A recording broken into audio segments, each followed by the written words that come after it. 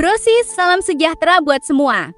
Kalau kita bicara tentang keadilan setelah Perang Dunia II, pasti yang muncul adalah pengadilan Nuremberg, di mana 12 petinggi Nazi dijatuhi hukuman mati karena kejahatan perang yang mengerikan. Tapi banyak orang bertanya, kenapa pihak sekutu yang menyerang Hiroshima dan Nagasaki dengan bom atom tidak pernah diadili atau mendapatkan hukuman apapun? Apakah ini contoh hukum yang adil, ataukah ini menunjukkan bahwa yang berkuasa akan tetap aman bahkan sampai sekarang? Pasti banyak yang penasaran apa bedanya antara kejahatan Nazi dengan pengeboman Jepang. Mengapa hukuman berbeda dan apa dampaknya bagi konsep hukum perang modern? Yuk kita bahas secara jelas, gaul tapi tetap sopan dengan melihat berbagai sudut pandang dan sumber sejarah resmi ya.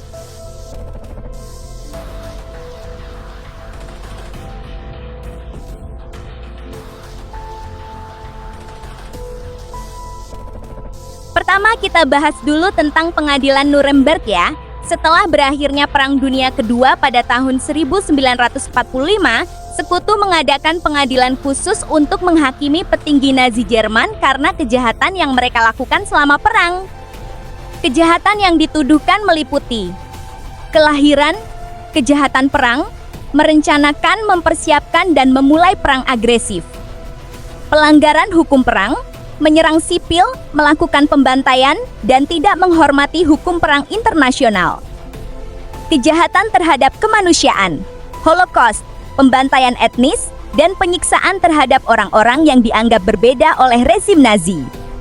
Setelah proses yang panjang, 12 petinggi Nazi dijatuhi hukuman mati. Sebagian lainnya mendapatkan hukuman penjara seumur hidup atau waktu tertentu. Pengadilan ini dianggap sebagai tonggak penting dalam sejarah hukum internasional karena pertama kalinya negara-negara bersatu untuk menghakimi kejahatan perang secara sistematis. Di sisi lain, pada bulan Agustus tahun 1945, beberapa bulan sebelum pengadilan Nuremberg dimulai, Amerika Serikat meluncurkan serangan bom atom terhadap kota Hiroshima dan Nagasaki di Jepang. Serangan ini menyebabkan korban jiwa yang sangat banyak, diperkirakan sekitar 200.000 orang. Sebagian besar adalah rakyat sipil dan banyak yang menderita efek jangka panjang dari radiasi. Pemerintah AS memberikan beberapa alasan utama untuk serangan ini. Mempercepat akhir perang. Mereka menyatakan bahwa serangan bom atom akan membuat Jepang menyerah dengan cepat, sehingga bisa mengurangi korban jiwa dari kedua pihak yang mungkin terjadi jika perang terus berlanjut dengan invasi darat. Menunjukkan kekuatan militer. Ada juga pandangan bahwa serangan ini bertujuan untuk menunjukkan kekuatan militer AS kepada Uni Soviet sebagai bagian dari awal dinamika Perang Dingin. Balasan terhadap serangan Pearl Harbor. Beberapa pihak melihat ini sebagai balasan terhadap serangan Jepang terhadap pangkalan militer AS di Pearl Harbor pada tahun ke-1941. Namun, banyak pihak mengkritik bahwa serangan ini adalah pelanggaran hukum perang karena menyerang target sipil dan menggunakan senjata yang sangat mematikan dengan efek jangka panjang yang mengerikan. Ini adalah pertanyaan yang paling sering diajukan. Kenapa ada perbedaan penanganan hukum antara kedua pihak? Ada beberapa faktor kunci yang menjelaskan hal ini. Setelah Perang Dunia II, kekuasaan berada di tangan sekutu. Mereka yang menang dalam perang adalah yang membuat dan menegakkan aturan hukum perang pada masa itu. Pengadilan Nuremberg sendiri diadakan oleh sekutu, sehingga mereka tidak akan menghakimi diri mereka sendiri. Pihak sekutu menyatakan bahwa tindakan mereka termasuk pengeboman Jepang dilakukan untuk mengakhiri perang dan mencegah penderitaan lebih banyak. Sedangkan tindakan Nazi dianggap sebagai kejahatan yang dilakukan dengan tujuan yang jahat, seperti pembantaian dan dominasi dunia. Pada masa itu, hukum perang internasional belum sepenuhnya jelas mengenai penggunaan senjata nuklir atau serangan terhadap target sipil dalam situasi tertentu. Pengadilan Nuremberg sendiri bertujuan untuk menetapkan standar baru dalam hukum perang yang kemudian menjadi dasar hukum internasional modern. Setelah perang, AS dan Uni Soviet mulai bersaing untuk pengaruh global dunia berkapa. Menuntut pihak sekutu akan membuat hubungan antar negara sekutu menjadi tegang dan mengganggu stabilitas yang baru dibangun. Perbedaan penanganan ini telah menimbulkan debat panjang tentang konsep keadilan dan hukum perang modern. Banyak orang berpendapat bahwa ini adalah contoh dari hukum untuk yang kalah, di mana pihak yang menang bisa melakukan tindakan apa saja tanpa harus bertanggung jawab. Sementara pihak yang kalah akan dihukum dengan keras. Pengeboman Hiroshima dan Nagasaki dianggap sebagai kejahatan terhadap kemanusiaan yang sama seriusnya dengan kejahatan Nazi, karena korban utamanya adalah rakyat sipil yang tidak bersalah. Ini menunjukkan bahwa kekuasaan lebih penting daripada keadilan dalam sistem hukum internasional yang masih terlihat hingga sekarang dalam beberapa konflik global. Beberapa pihak menyatakan bahwa dalam situasi perang yang ekstrem, tindakan yang sulit perlu diambil untuk mengakhiri penderitaan lebih banyak. Pengeboman Jepang dianggap sebagai langkah yang perlu untuk menghentikan perang yang sudah menyebabkan jutaan korban jiwa. Pengadilan Nuremberg adalah langkah penting untuk menunjukkan bahwa kejahatan perang tidak akan dibiarkan tanpa hukuman, yang menjadi dasar bagi upaya untuk mencegah kejahatan serupa di masa depan.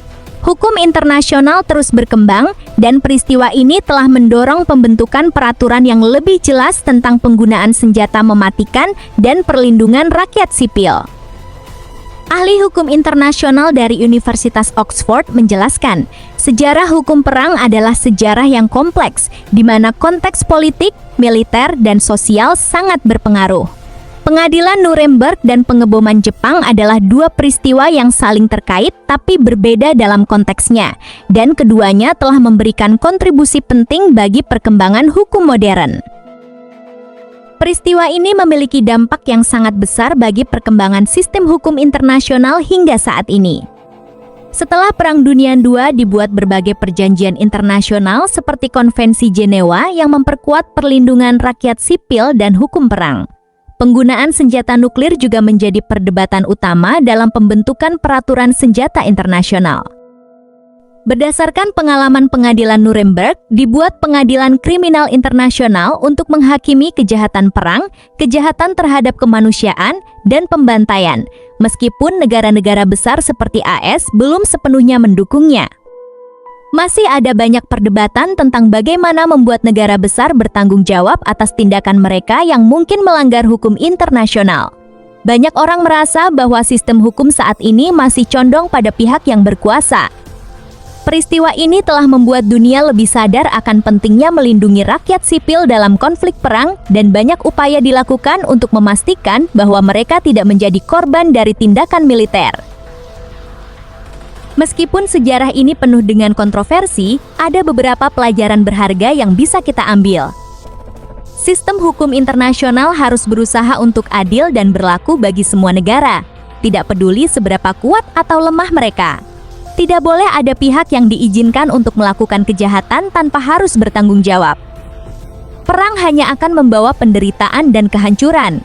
Semua negara harus berusaha untuk menyelesaikan konflik melalui dialog dan kerjasama damai agar tidak ada lagi korban seperti yang terjadi di Perang Dunia II. Dalam setiap situasi konflik, rakyat sipil harus menjadi prioritas utama untuk dilindungi. Penggunaan senjata yang mematikan terhadap target sipil tidak boleh pernah diizinkan atau dibenarkan. Negara yang kuat memiliki tanggung jawab besar untuk menjaga perdamaian dan keadilan global. Mereka tidak boleh menggunakan kekuatan mereka untuk menyalahgunakan hak atau melanggar hukum internasional. Jadi jangan lupa bagi cerita ini ke teman-teman ya, supaya lebih banyak orang memahami sejarah yang kompleks ini dan bisa berkontribusi untuk kebaikan bersama. Kalau suka konten ini, jangan lupa like, share, dan subscribe buat dapat info segar lainnya. Terima kasih sudah nonton, tetap semangat dukung keadilan dan perdamaian ya!